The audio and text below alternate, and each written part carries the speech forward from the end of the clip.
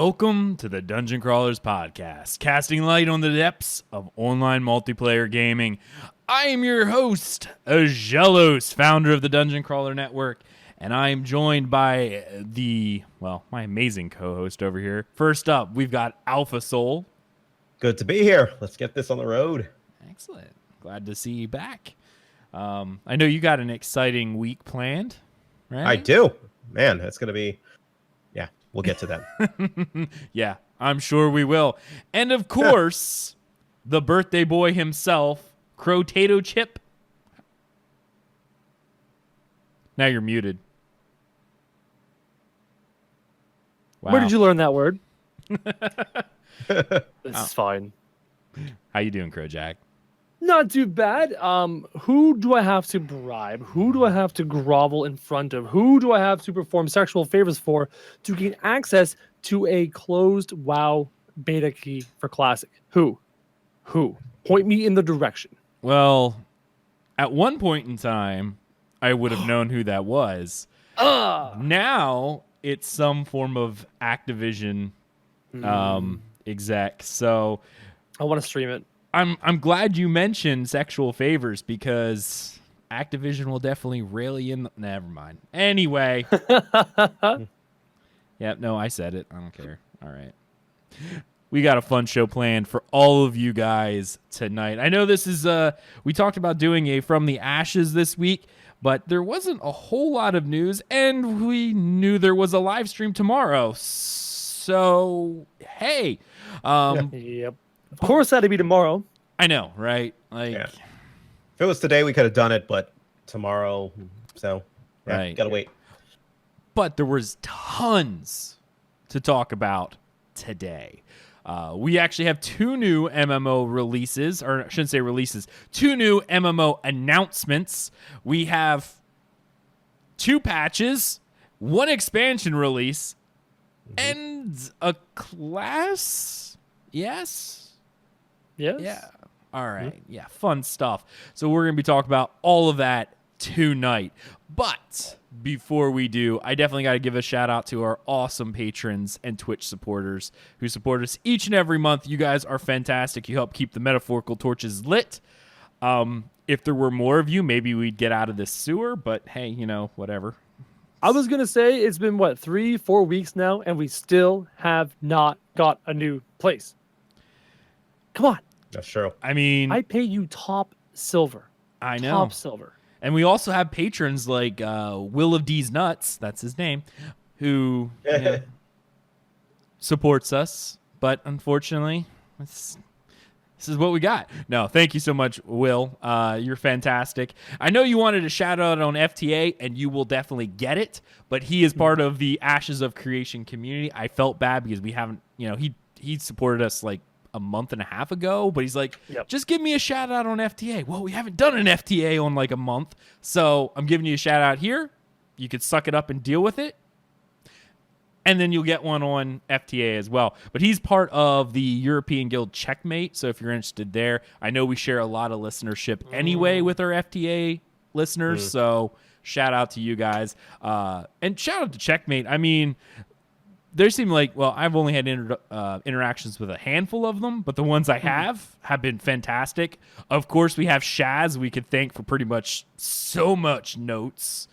Yep. He's fantastic. So I think he's the GM. So definitely shout out to Checkmate. And, of course, Will of D's Nuts for supporting us.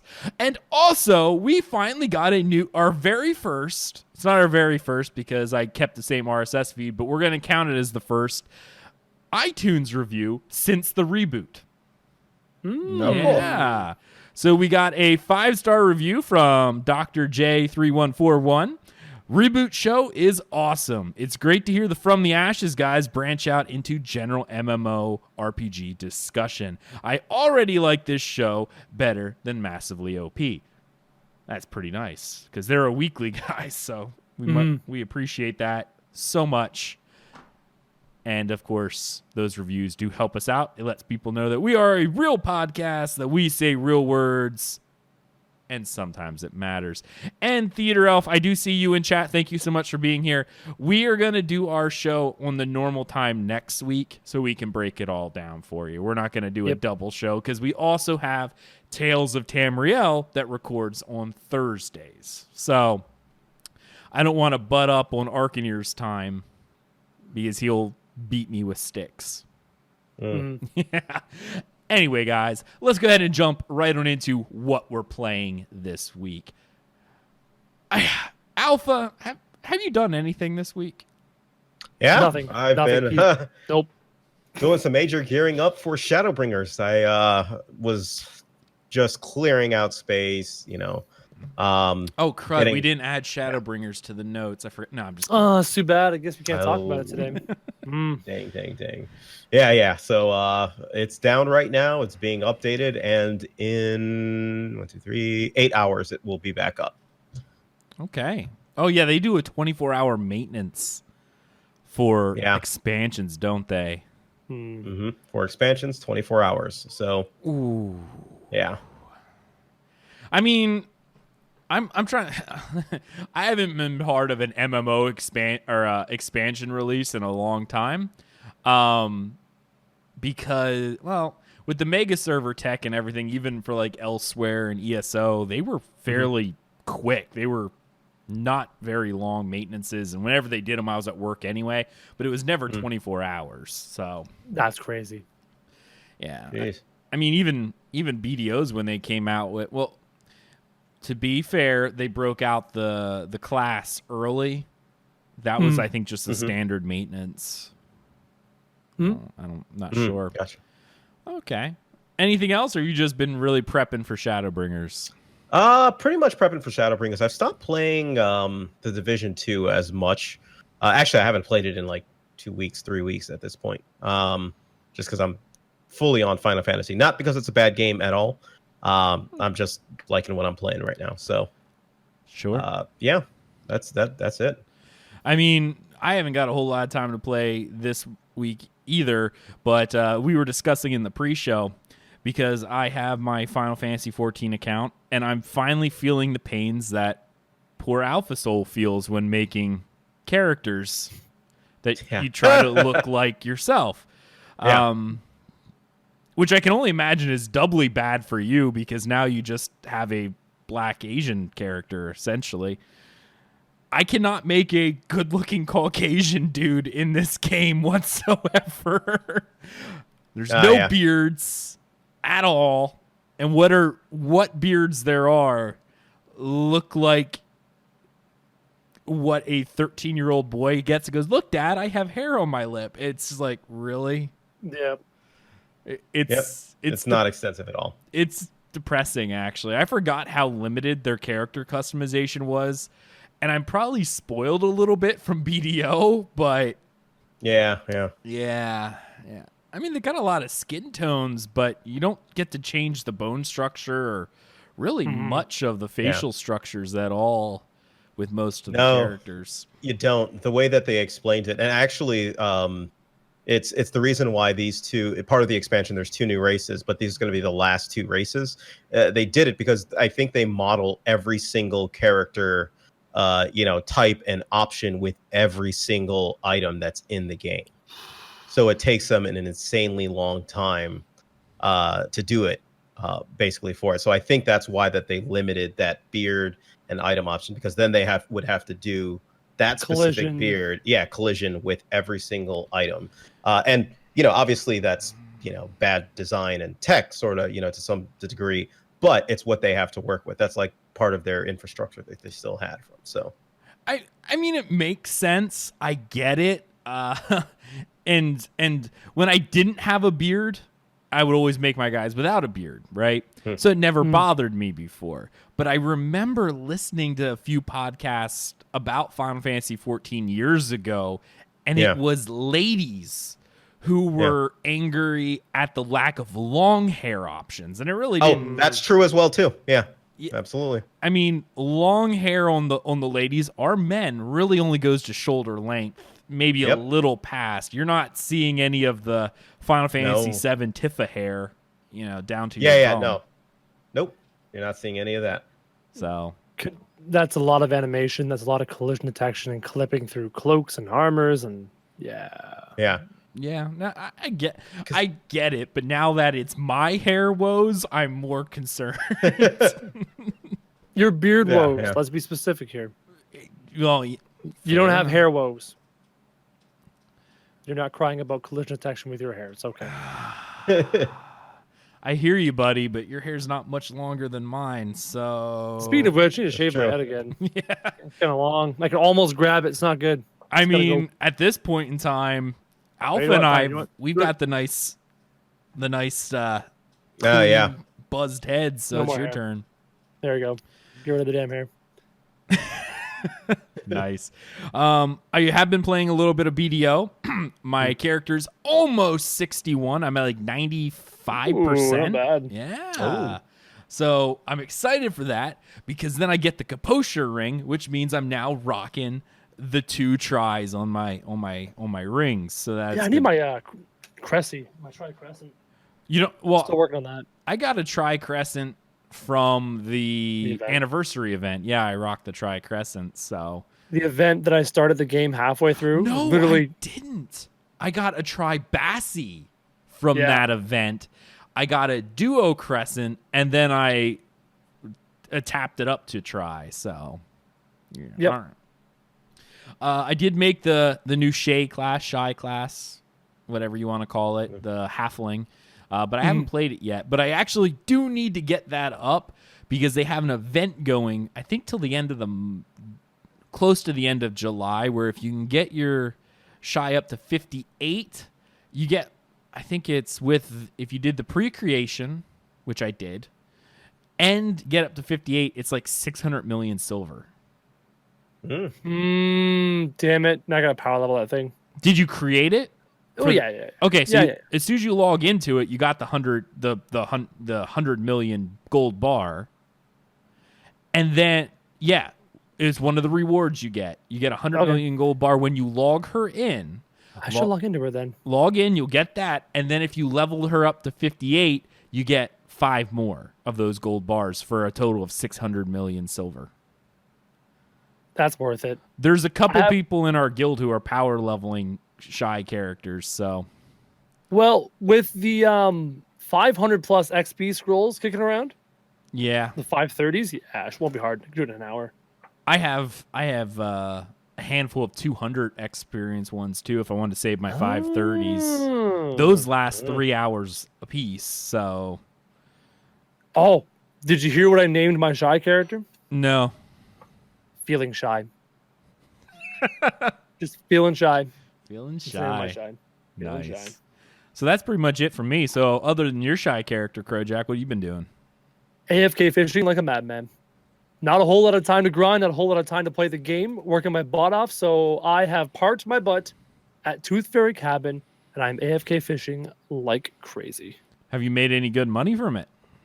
When I AFK overnight, I wake up in the morning, I'm sitting on a dozen relic shards, 15 relic shards, something like that. So Okay. it's not bad. They're up to like not bad what, for a 1.2, 1.3 million silver a One, piece now? two, one, Yeah. 3, yeah. Right It's now. not too bad. It's No, it's definitely not. I mean, yeah, definitely not too bad for that. I would acknowledge chat, but there's a lot of Elfier talk going on in chat right now, so screw you guys. Nothing wrong with that. Don't be hating. Nice. I'm really excited to get back into it. I did play a little bit of ESO this week as well, trying to get my way through. Yeah, I've been playing a little bit of everything when I've had time, which has been so limited. Even though my family's not home this week, my son just turned 4. We were in Philly. We had fun there, and now we're back here. And they come back on Monday, I think it is. So I have time, but I don't have time. There's so much work to do in my real life job that that's where I'm at. All right, we've pounded through about 15 minutes worth of us talking about our game time. Let's go ahead and jump right on into the news.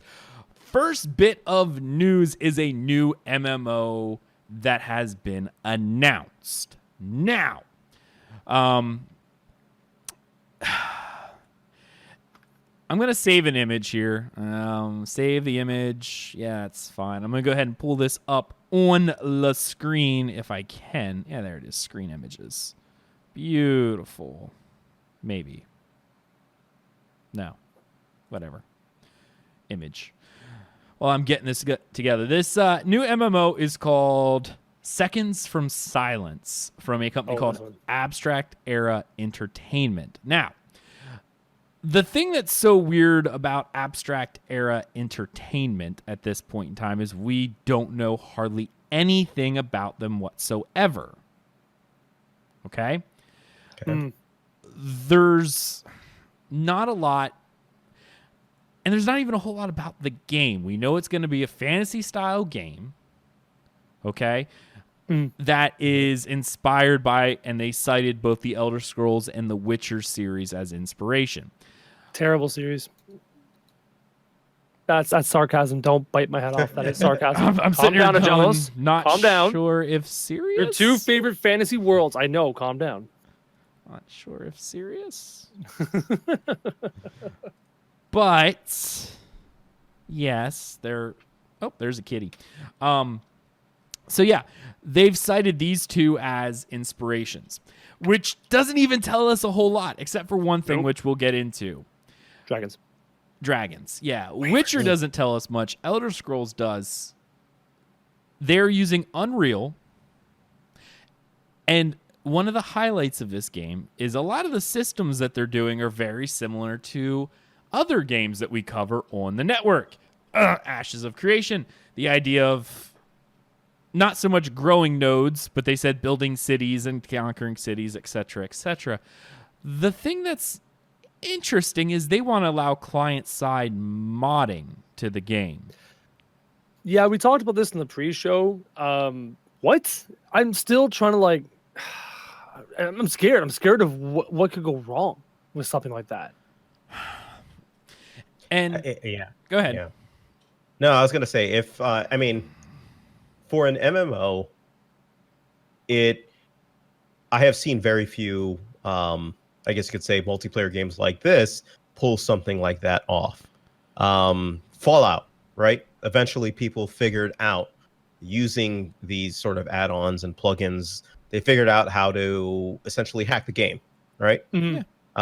Neverwinter, the Dungeons and Dragons one, they had to take down their custom, ability because of the fact that it was exploited to all Kingdom Come, right? I think if you open it that much, I haven't seen it work, so I'm not convinced that it can work, but I'd like to hear more about it.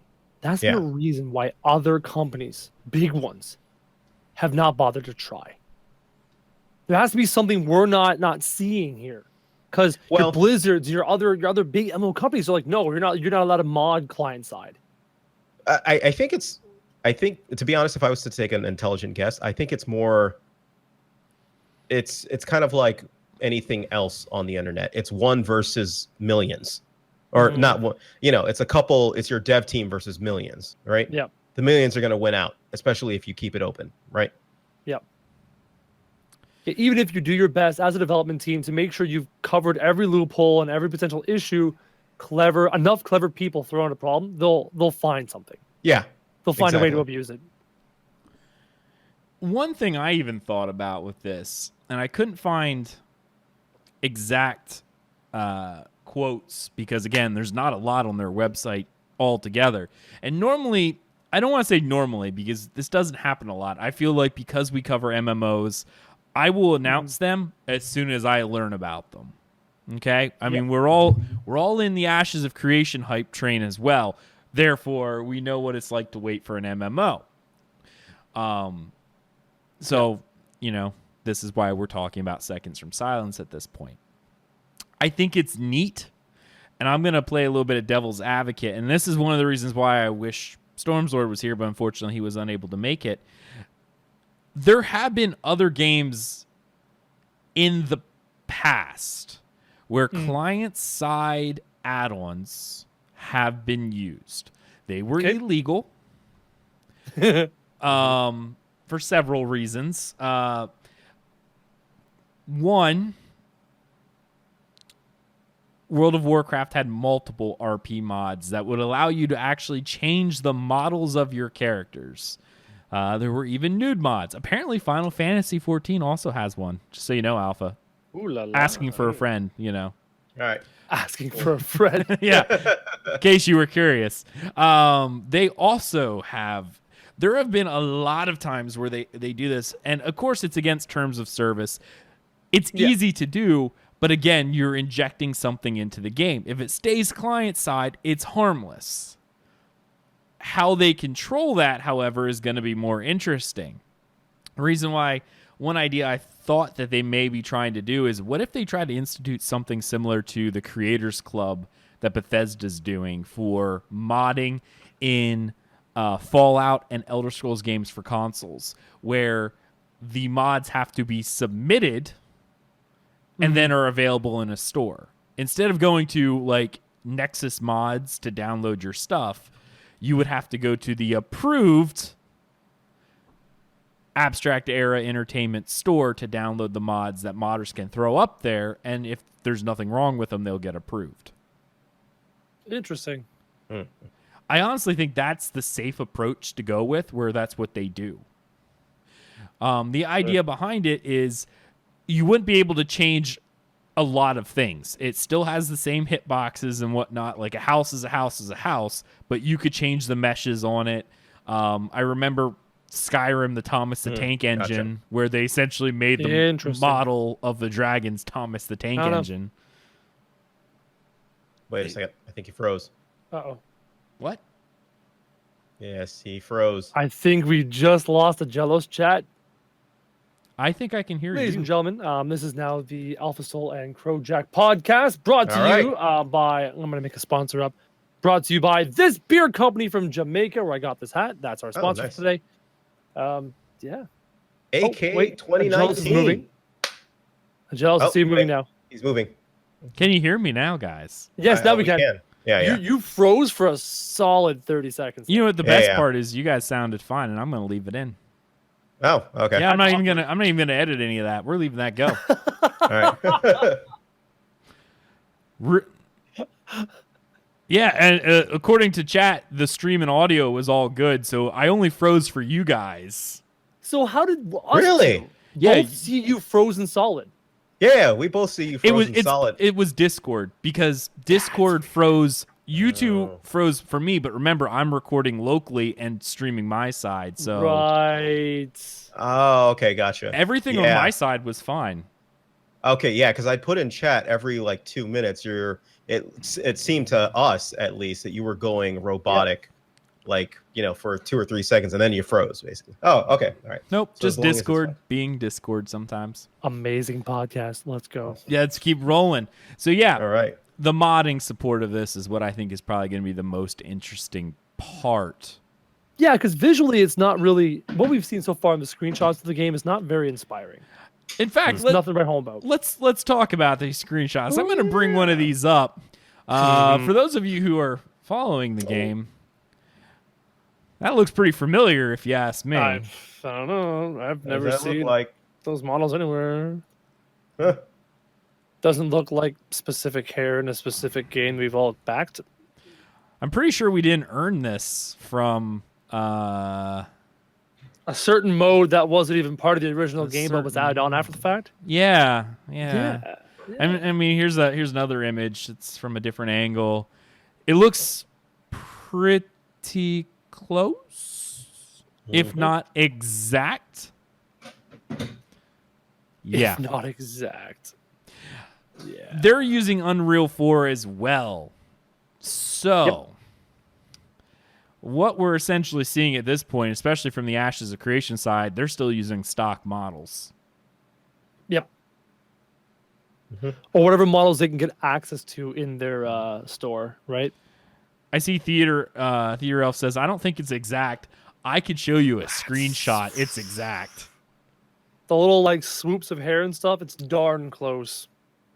The facial model, not so much. That hair is like facial model too. I have a screenshot of Alpha's character. That looks exactly like that.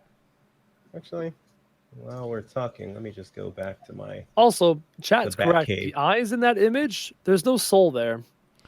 Those eyes are lifeless. Those eyes are terrifying. Well, I mean, in the in the picture, she's clearly probably uncomfortable as they have no clothing or armor on her. So she's inside going to her happy place. Yep. That was disturbing. I apologize. But no, seriously, that's a disturbing model. Yeah, completely disturbing. Anyway, so there you go. That's Unreal. Seconds from Silence. Definitely, I'll have links in the description of this podcast below. Check it out. All right. Let's move on to the next one, which I think is going to be, how do I want to say it? More interesting because of controversy. Yeah, that's what I'm going to say. Yep. Yeah. Okay. Next screen is going to be up in the background. I'm even going to let it play. This is actually the Kickstarter video for a game called Raw from a company called Killer Whale Games. It looks pretty sick. Normally, it looks interesting. It does. It looks good. Is someone doing dishes? Oh, 1 second. What's really funny is if we were in our tavern background, I normally have like music playing anyway, like background sounds, so it would have faded right in, but it's okay. This is supposedly being touted as a updated Second Life, if anyone remembers that MMO. Yep. You're thrown on a deserted island. And I'm hesitant to use the term MMO in this because I think the servers are only 200 people. You could argue one way or the other. If the world continues and is persistent, it may not just have the massive tag to it. No, I agree. If it's a persistent world, it then counts as an MMO. But like you said, massive. But let's face it, a lot of modern MMOs can't handle 200 people on screen anyway. Yep. Correct. And it's deserted, not desert island. I don't know which I said. But the idea is you're building the technology as you go. And then you're building these cities, and there will be different jobs. You can run anything. You can become a mayor. You can become anything you want. Now, the reason why this is starting to stir up a little bit of controversy, this is on Kickstarter right now. As of right now, the 27th of June, it has succeeded in its Kickstarter goal. They were asking for, and I'm going to pull it up here so I have it. They were asking for $79,000 and some change. And they are now sitting at $86,000 with 1,800 backers. $86,000 is not a lot for an MMO. They admit this. This is supposed to help them hire some more modelers because they're using a lot of stock assets. I'm going to make an argument for that later, but we'll go into it. The big thing is there is a YouTuber out there who's taken it on himself, taking the mantle to claim that this is a scam. There is a lot of shady stuff going on with this particular MMO. A lot of, while you're looking at the Kickstarter video now, it looks fantastic. I mean, objectively, guys, is this not one of the better Kickstarter videos I think I've ever seen? Yep. I mean, it legitly looks playable now. Yeah. Yeah, it really does. So, with that being said, he's calling into the fact that this is a scam for multiple reasons. The first one is the fact that they're using these stock assets. They apparently have been working on this game for 2 years, and they're all using store-bought assets. The YouTuber in question even went so far as to actually find all the assets and provide links to them. I know on the screen right about now there was a truck. They showed the truck and whatnot. Yeah. I'm going to stop right there, and we're going to talk about that. That by itself is not a problem. No. I agree, and I actually think that is a completely viable method Yeah. for indie MMORPG developers. Okay. To hire an employee is expensive. Not including salary. Salary alone for a modeler, even if you get them cheap, is generally not too expensive. But there's a lot of other things. even like depending on what kind of business you're running, if you need to run background checks on the employee, that has a cost to it. If you're paying for healthcare benefits, that has a cost to it. Mm-hmm. That can be a crippling amount of debt to put on an indie startup. And with game engines essentially being free now, let's look at Unreal and Unity are both free. You get them. I think you may have to get a license at some point if you start going commercially over, but by that point you're making money. Amazon's Lumberyard is completely free as long as you use it with their service. Yeah. So yeah, I don't see a reason why that's not a viable option. Yeah. Go ahead. No, I was gonna say, by itself, I don't see it, it's not a non-viable option. There's nothing wrong with using. I mean, if you're comfortable with having assets that are potentially used across other games, again, not a problem. That's what they're there for to begin with, right? Sure. Yep. Again, by itself, it's not. It's not the problem at all. In fact, actually, a lot of times these assets are top notch. Like the ones we saw in those videos were amazing. Yeah. Mm-hmm. I would be more than happy to use them in my game. I mean, so long as they deliver on the game, right? Right. I mean, a lot of things will end up killing your game faster than, you used a store-bought asset. Who cares? If your game runs like garbage, it'll die if you made all the assets by yourself. So, yep. I don't see that being the problem. This YouTuber highlighted a few things about it is in the terms of service for one of the assets that they actually bought, they highlighted the name of the company that made it, essentially, or the developer, whatever he was going by. He goes by the name or the asset store of Turbo Squid is the company that was making these assets. In the Turbo Squid EULA, what they can actually use, it was said that these things are not allowed to be used in an open MMO. Okay. Oh, no. But actually, I'm going to try to find the policy here. Oh, there it is. I'm actually going to pull this up because I actually have it. And of course, now I cannot find exactly where it says it in the policy. Great. Of course, whenever I want it. More or less, it came down to saying that if this is being used in an open MMORPG, you're not allowed to use it. But there was a tagline at the bottom that said, if this is being used in a closed MMO like World of Warcraft, or more specifically, the 3D model may not be exported or sold, you're therefore allowed to use it. Wait, say that again. I think that flew over my head. Or summarize what you just said. Yeah. In plain English. However, the use is allowed if the MMO is a closed MMO like World of Warcraft. More specifically, the 3D model may not be exported or sold. So what do you mean by a closed MMO? World of Warcraft. Why is that closed versus open? My thought would be because it's 100% developer made. And I think they're using the term in their EULA wrong.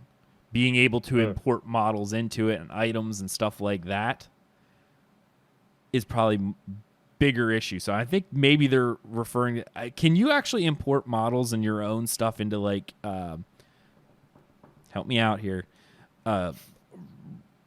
Rust, Arc? Not too sure. If you run your own server, I think you might be able to. Might be able to. Yeah. So there's some weird things with the use of the models. And of course, you're not allowed to then sell the model in a cash shop of, hey, here's the skin. Mm-hmm. I mean, fair enough, right? Like, yep. They didn't develop it. Yeah, if you didn't develop it, you can't actually then use it or sell it as a in-game cash shop item. And yep. I feel like that's legally okay. The more damning bit of news is they're actually claiming that this company, Killer Whale Games, is breaking the law. This company is based out of Germany. And in Germany, there is a law that states that if at any point in time it's called the Telemedia Act, and this was back in 2007. This is to say that any company that intends to make a profit is required to register itself on an official German registry of businesses. Kickstarter counts as income, and yet Killer Whale Games is not on that registry as of when this video was posted like 2 weeks ago. Yeah, that's not good. That's not good. At this point, they have 18 days to go to finish this when they will get all this money. I don't know how German government works and bureaucratics works, but 18 days is generally not enough to get approved for anything here in the U.S. Yeah. So I feel like at this point, that's going to be a problem, because as soon as they accept this money, they are therefore then breaking German law. Good times. So take that with whatever grain of salt that you will, I guess. Anything from you guys on that? Nope. Don't break the law. It's bad, kids. Yeah. Yeah. It's because of that. That's the reason why I preempted the first thing that I said with that alone is not enough to strike me as suspicious. But coupled with that makes me think, okay, that's actually pretty shady. Golden rule of thumb, guys. If it sounds too good to be true, it usually is. An MMO was asking to raise, what was it? 70, 80 grand? Yeah. That's An that's MMO wanted Yeah. 80 grand. What?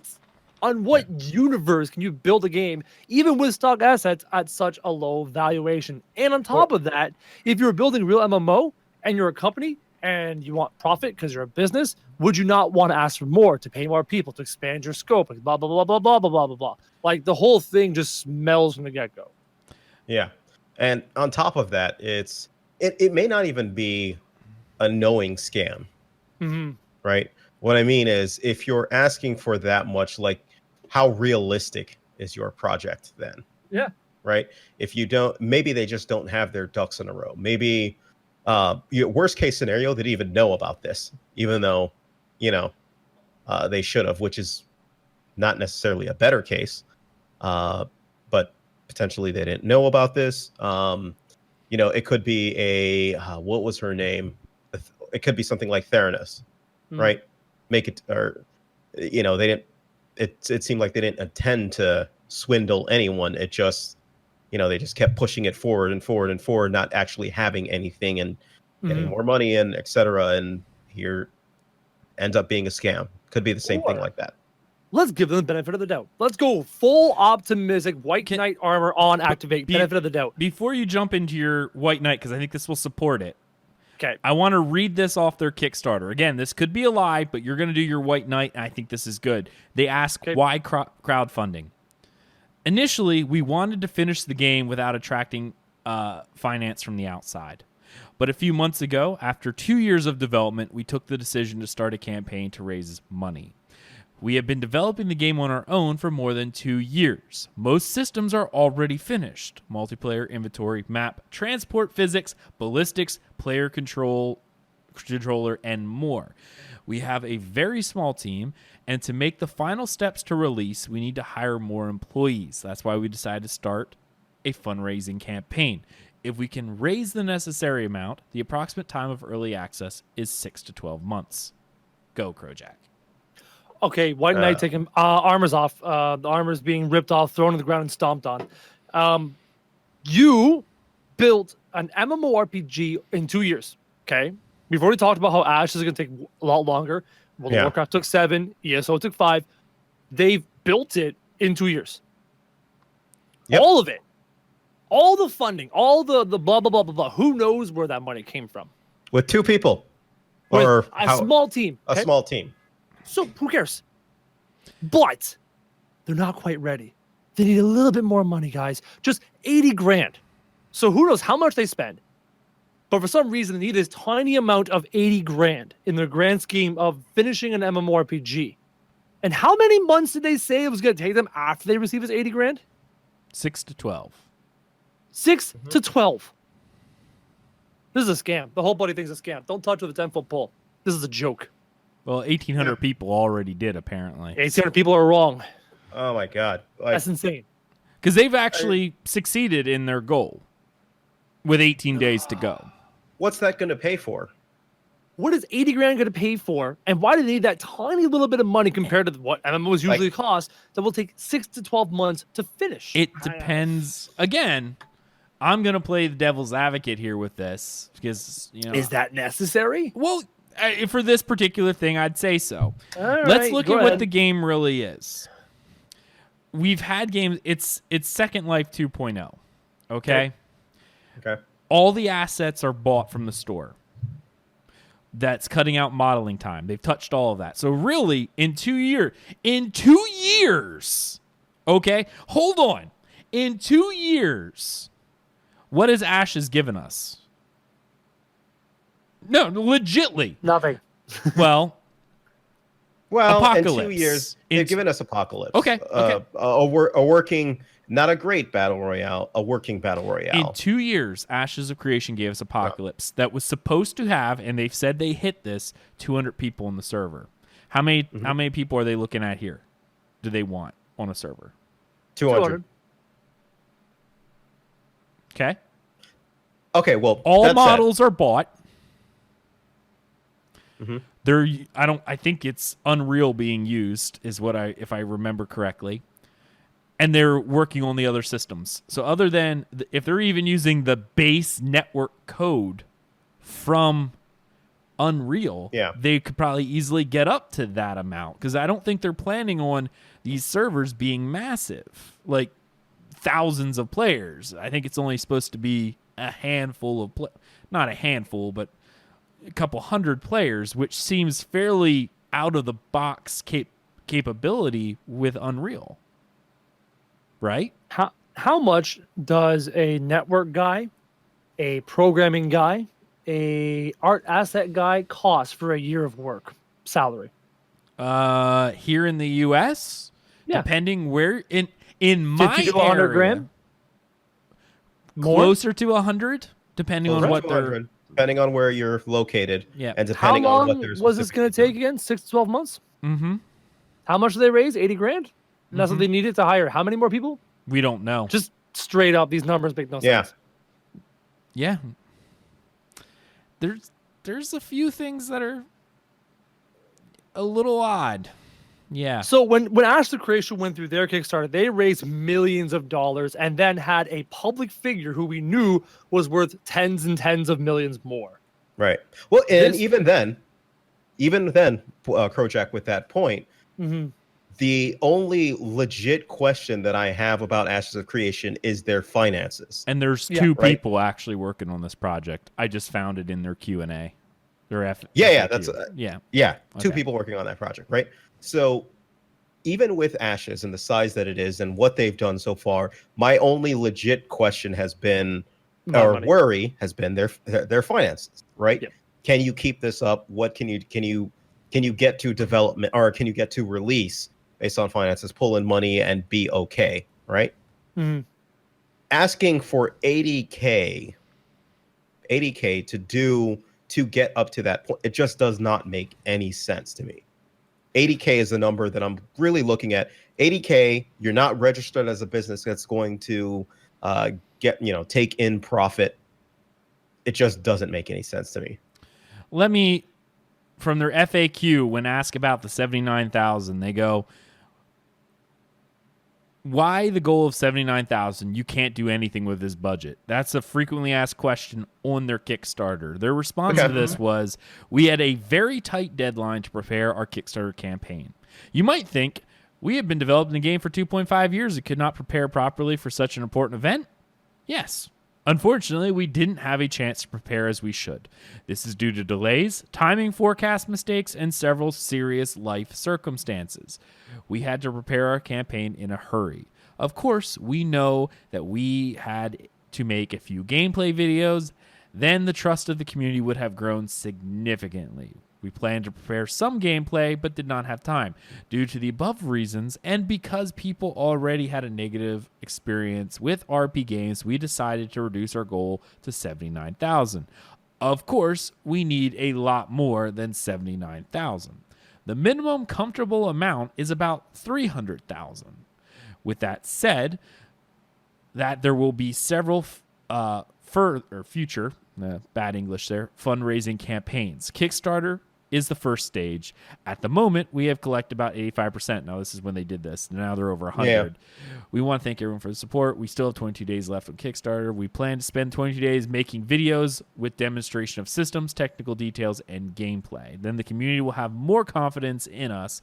It will be easier to understand what we have at the moment and decide whether to help us or not.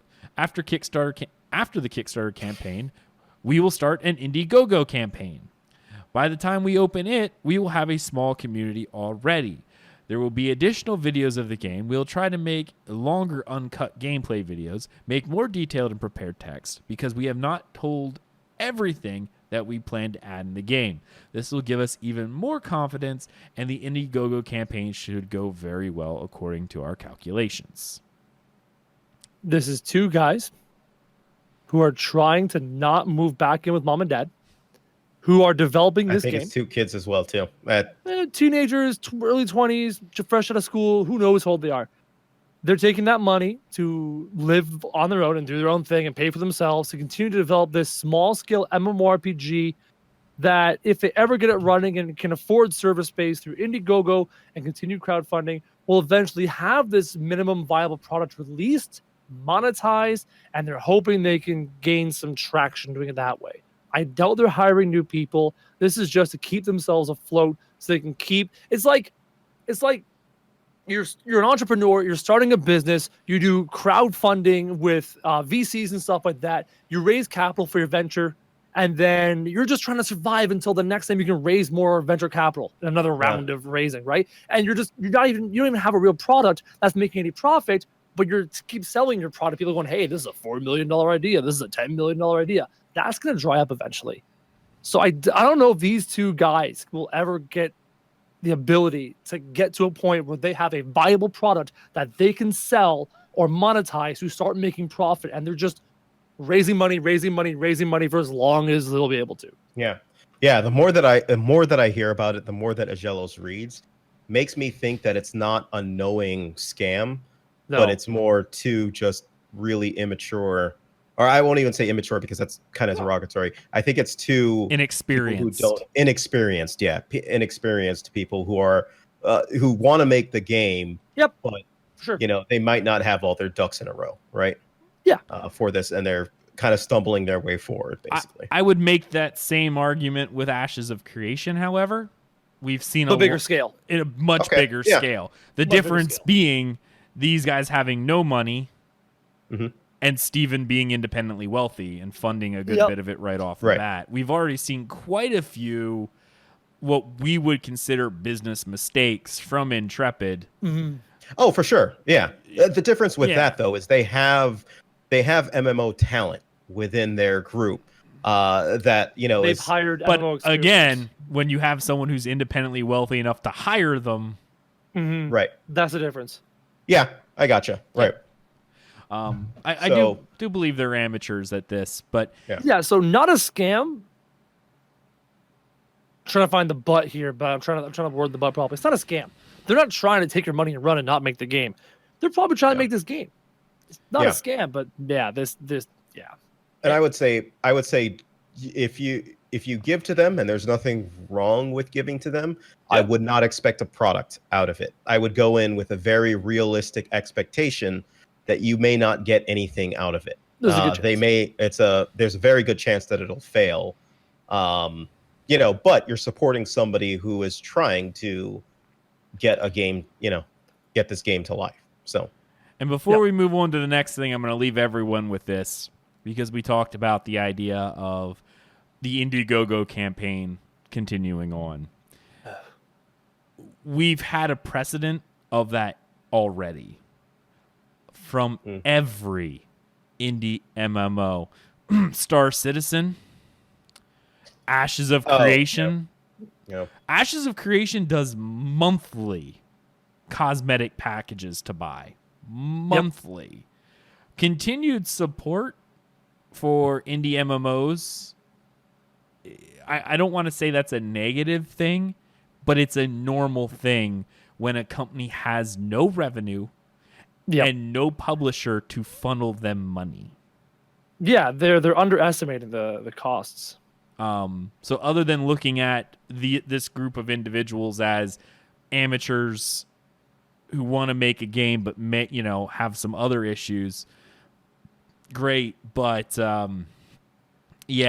I don't look at continued funding for indie MMOs as a negative, because to say that would be to, well, essentially damn the entire indie MMO, every single one. Chronicles of Illyria, Ashes of Creation, Saga of Leucemia, Star Citizen. You're saying it to all of them, which frankly a lot of the MMO community already says any indie MMO is a scam. But I mean, we have had indie MMOs release. Dual Universe, or not Dual Universe, that's the one coming out. Elite Dangerous was a Kickstarter MMO, and that's released. So we have seen release products. Shroud of the Avatar, whether or not you like Shroud of the Avatar, that was a kickstarted MMO. That is released. So we have seen, we actually are starting to see the games come out. All right, moving on to the next thing. We're going to jump ahead and keep going. This one will be quick, but World of Warcraft, for some odd reason, arbitrarily picked like 2 days ago to release Rise of Azshara. No reason.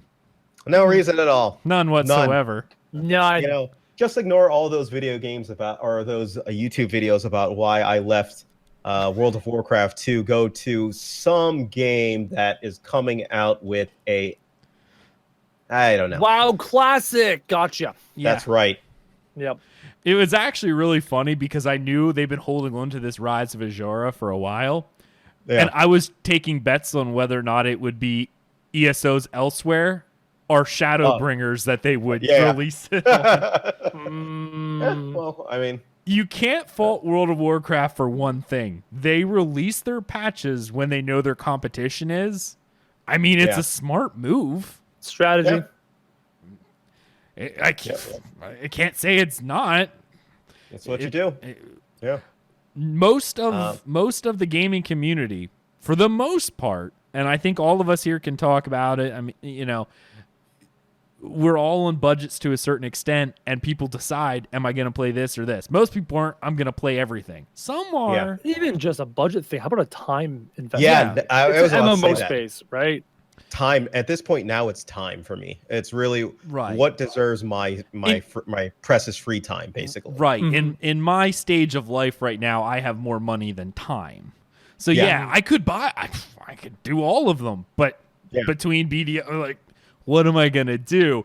So to release theirs first is them going, if they're going to play us, they're sticking with us. Yep. But Rise of Azshara is coming out, and this actually has me excited, even though I don't play WoW anymore. I still follow it because, well, let's face it, WoW is like the ex-girlfriend that I stalk on Facebook just to see how she's doing. It's your first love that you can never, ever quite forget.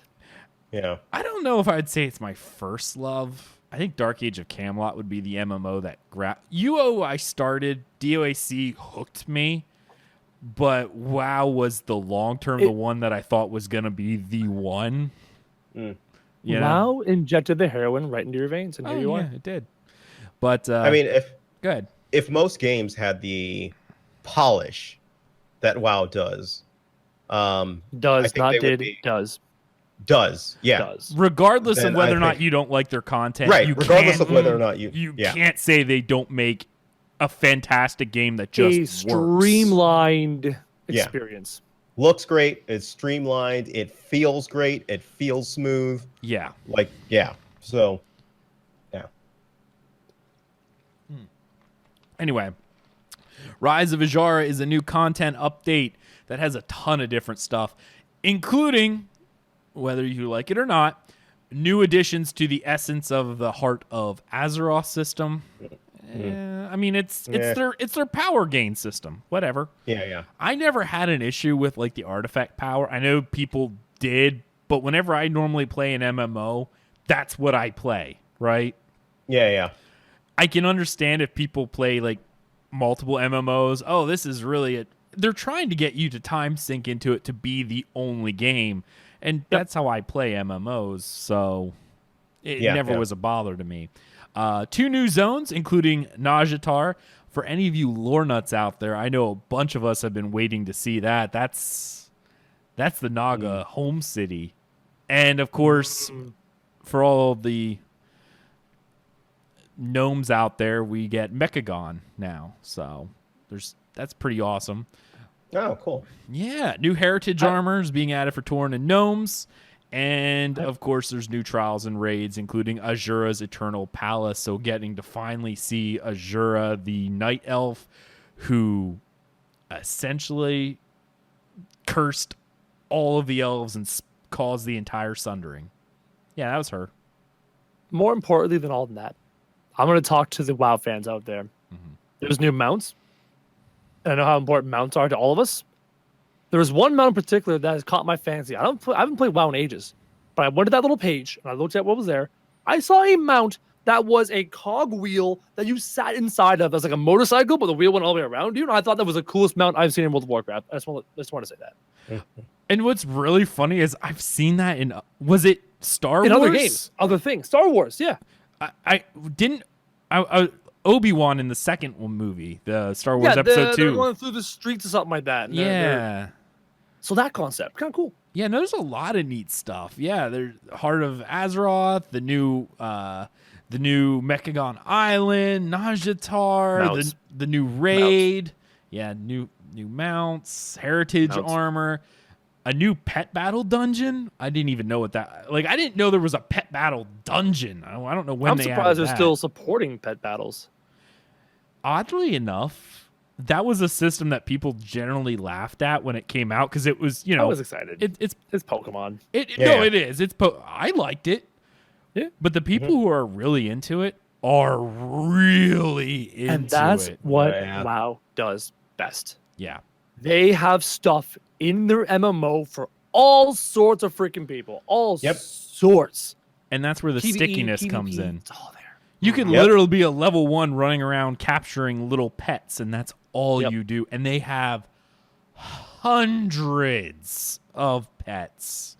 Again, why PvP-centric, survival-centric MMOs won't succeed in the grand scheme of things, because there's not enough stuff in those games to attract all sorts of types of people.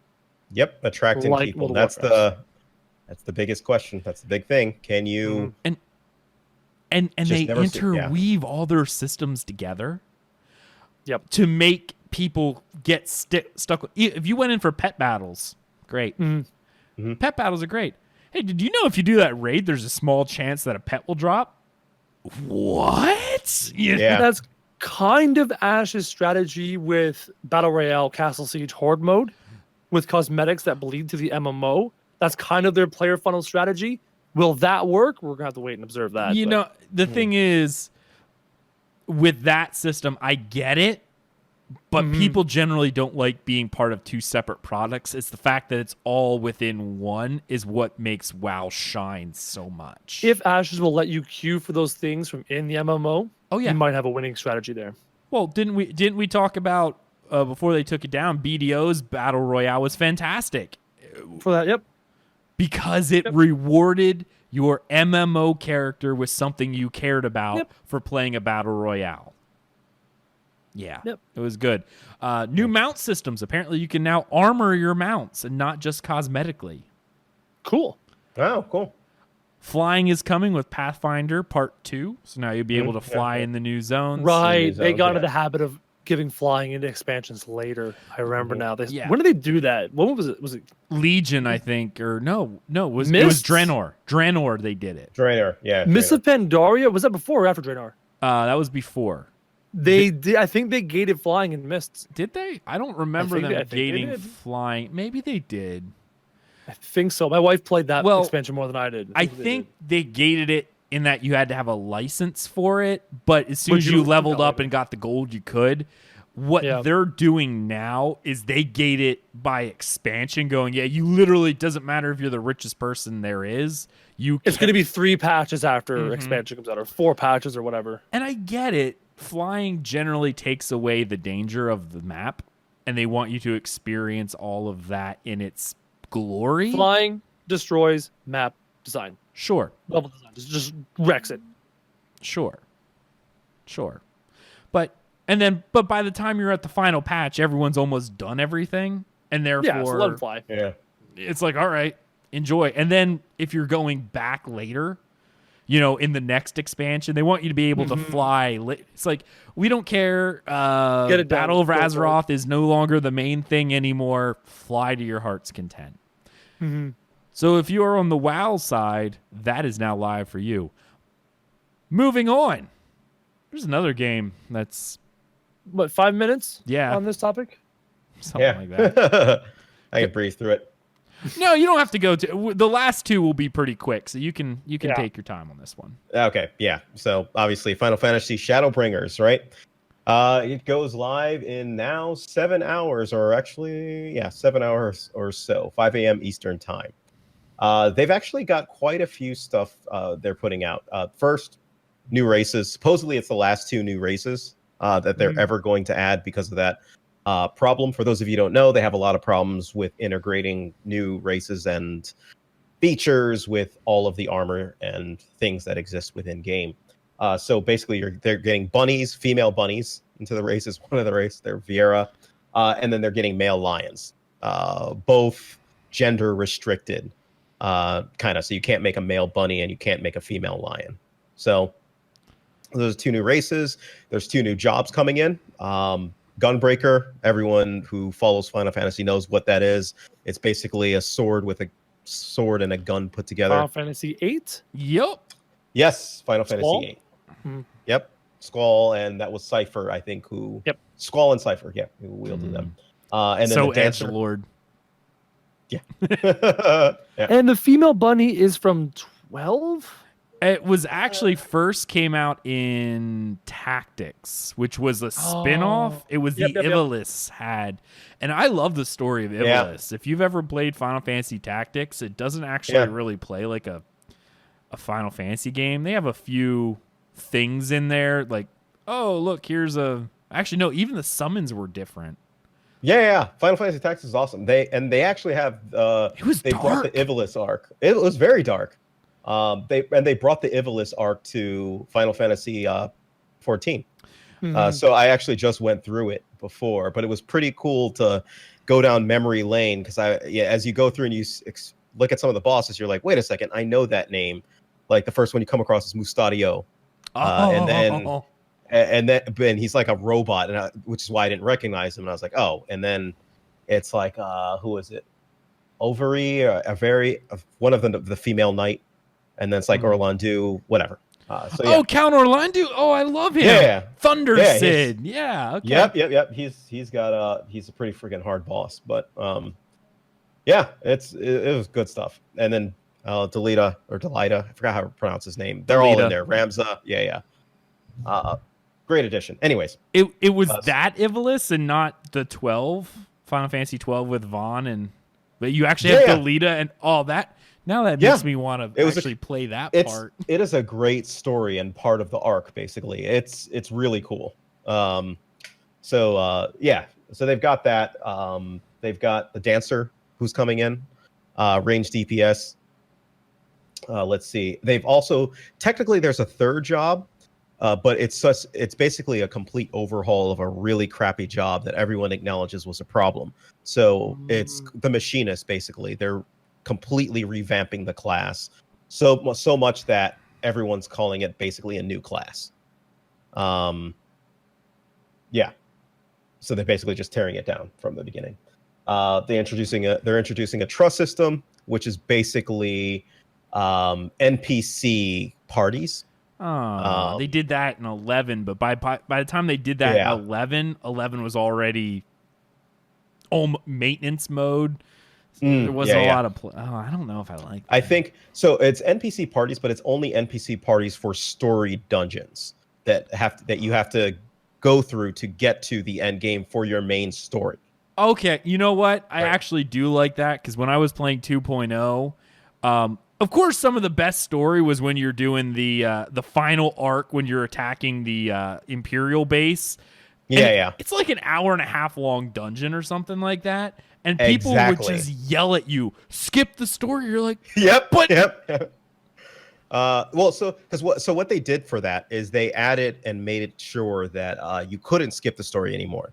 But the problem is, even if you skip the story, essentially what people do is they'll beeline it past all of the enemies, group everyone up, and find the most efficient way to skip everything within the dungeon. So you can't actually, if you're a new person coming into these story dungeons, you can't really enjoy them because somebody who's going through it for the 50th time doesn't want to go through all of the mobs and experience the story or read anything. They just want to fly through the thing, right? I get it. I mean, I do the same thing in ESO. There's a reason why I still haven't finished the Ratstone dungeons, because by the time I got to it, people are like, I'm just doing it for my daily. Let's get this done. And I'm with them. I'm like that too. But the first time I like to do it, I'm listening to the dialogue. I'm talking to everybody. Yeah. Oh, there's a scrap of paper on the ground. I'm going to read that real quick. Exactly. Yeah, it's got a little bit of lore on the dungeon, and you kind of figure out what's going on. Yeah. So the trust system is to enable, as you're going through the story dungeon, you can do that in peace, basically. And it's all the characters that you're with are all of the story characters of the Seventh Scions, basically. As long as they do it for the storyline dungeons only, I don't really have an issue. My fear is when you could start using Duty Finder and using them. Yeah. So it's just those story dungeons. You're not eligible for roulettes or anything like that. Okay. It's not the most efficient way for experience. It's literally to just get through the dungeons and stuff like that, or the story dungeons. They removed TP out of it. TP is no longer a thing. They basically said this is worthless. It's a worthless stat. Nobody really runs out of TP anyway. And then, it's redundant. So they got rid of it completely. Unless you sprint. Unless you sprint. No, sprinting doesn't take TP anymore. Well, it did. Yeah, it did. Yeah, I said the same thing, basically. Well, I mean, there was actually, and I would argue that because there was some counterplay, at least in 2.0. Yeah. If you were doing a dungeon and you had to if you were a melee, I played a Dragoon. So there was a lot of time, like, I'm in mid-jump and I see an ability go, I'm like, crap. So I'm hitting sprint the second that I hit the ground so I can get out of it. So you can get out, But that effectively nerfed my damage. It's either I die, because then I had to wait for my TP to come back to do abilities. Right.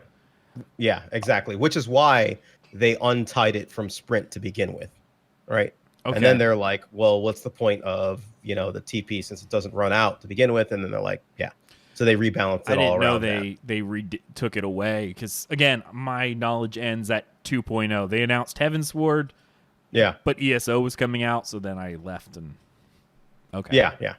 And then the other cool thing that they did, the last thing that I'll probably mention, is they added, outside of like a whole ton of UI changes and quality of life things, level sync for side quests, right?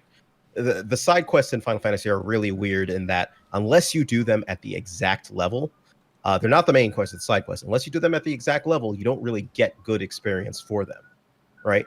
And so you're kind of in this weird situation where if you want to get the most bang for your buck, you have to have a character at that level, or you have to have a job at that level, basically. So what they did was they changed it so that if you're anywhere between the level range of like 60 and 70, it'll sync to your level and it'll give you a good amount of experience based on that. So that's pretty cool. But yeah, that's basically it. Ton of changes. Patch notes are up. Patch notes are, Jesus, it's so many pages long. So short summary.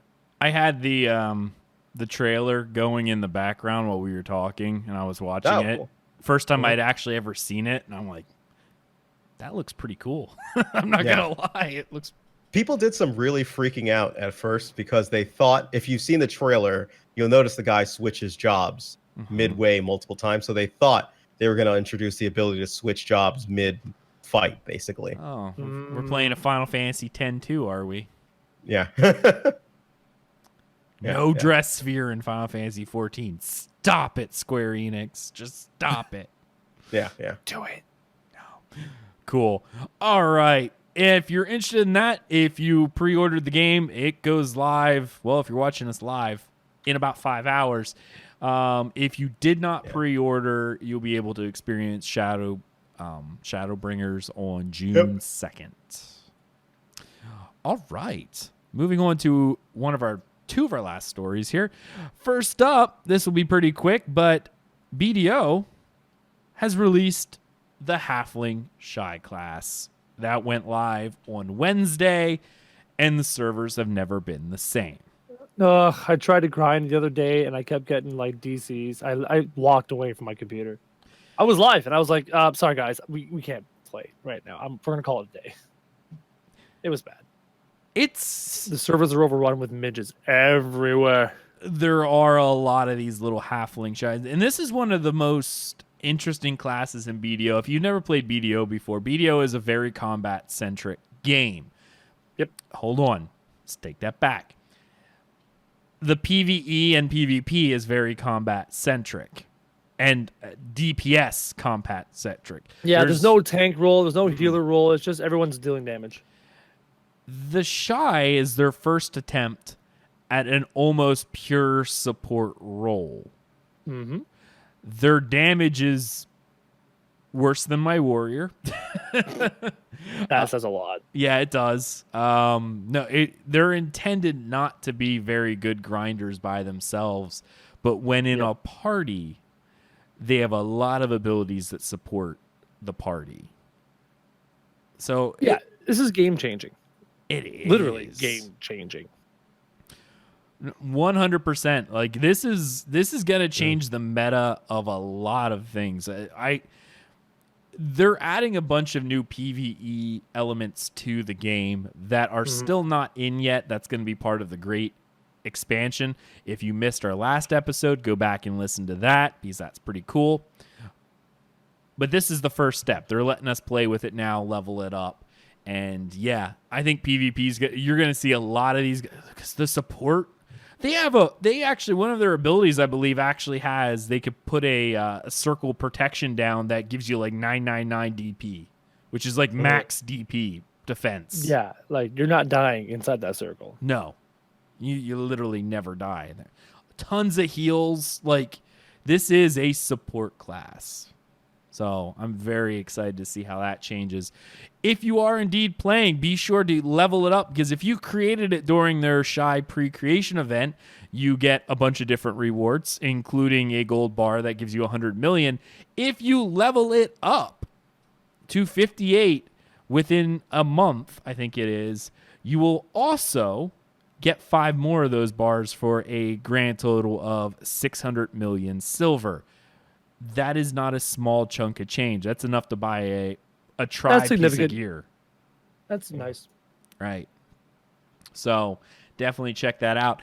And if you level it to 60, 60 is forever. Like you only get a month to do the 100 or to 58 to get the extra 500 million. But 60 you'll get in a Vice of Valk plus 60 to hit it to 60. It's not bad. No, it's not. Also, can we talk about the real change, the real update? We have donkeys now. We do, and they're viable. They're not garbage anymore. Yep. Yeah. BDO never had donkeys?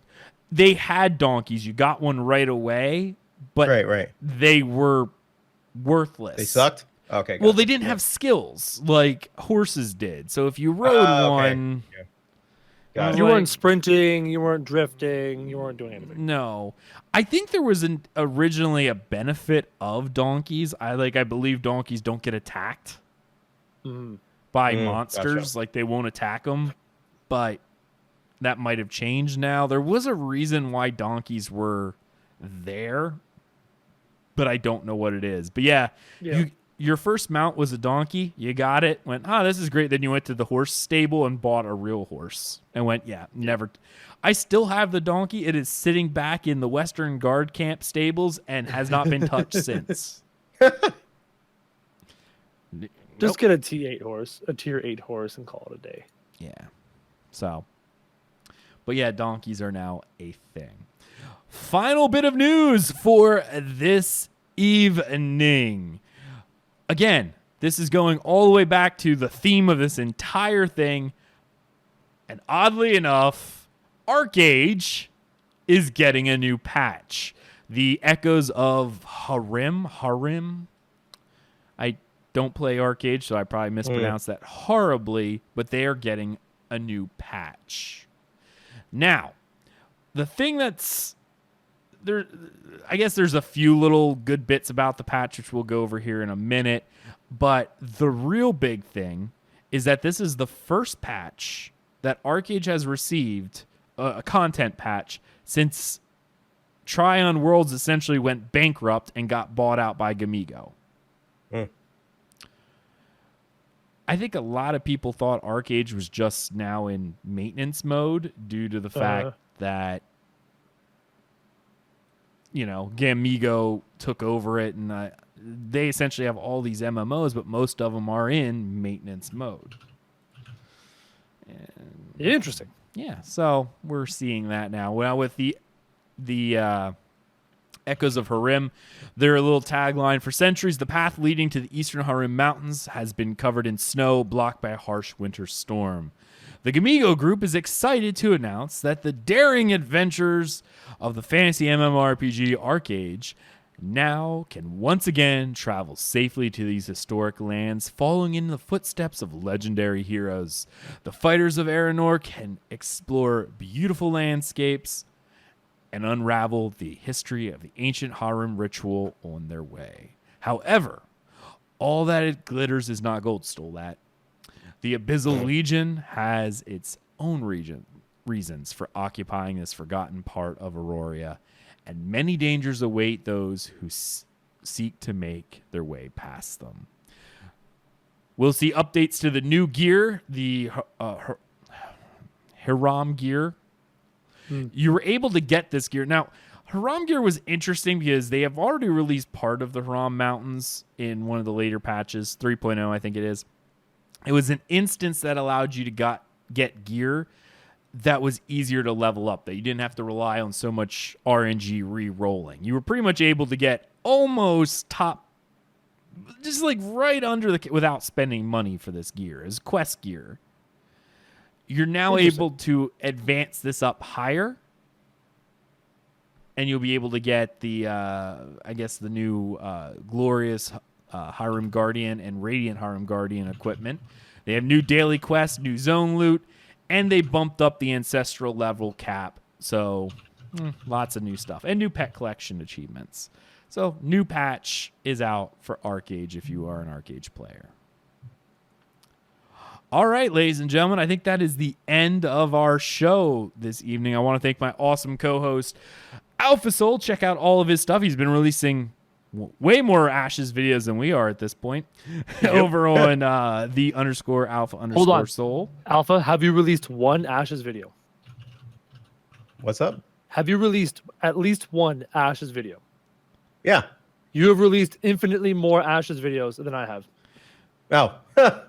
I mean, we have not released an Ashes video in about a month because... That too, the podcast alone, we haven't touched Ashes in wow. By the time we do our next episode, it'll be 1 month since our last... But we haven't had anything to talk about, so Alpha's... We will next week. Next week we will. And I hope it's good. Just give us some gameplay. I'm hoping it's good. Good news. I don't know what... Odds are we're not. Odds are it's going to be a bit of the same old, because that's what I expect. But I would love to be surprised. So would I. Me too. Anyway, check out all of Alpha Soul's stuff. He does some great work over there. Of course, we've got the one and only birthday boy, Mr. Crowjack. You got it right. I was going to say, you're not going to say the Mr. part, are you? No, I'm more on top of this than you are, sir. This is truth. Even I came on your stream going, you changed all your names. Now I'm going to have to update everything. He's like, oh, yeah, you will. single social changed to Mr. Crowjack. And it kind of works because you always introduce your wife as Mrs. Crowjack, so it's just perfect at that That's point. wow. I didn't even think about that angle. Wow. Yeah, Why didn't every I time think she's of like, that? oh, look, there's Mrs. Crowjack. Well, there you go. Wow, I never thought about that. You're welcome. That's so thank you. No one even I've been calling her Mrs. Crowjack for like years. And I've had fans who were with me for like years, and no one brought that up. But you're new. Jeez, thinker over here. That's what I do. I bring ideas. That's why they keep me around. That's why you keep getting raises. This is the truth.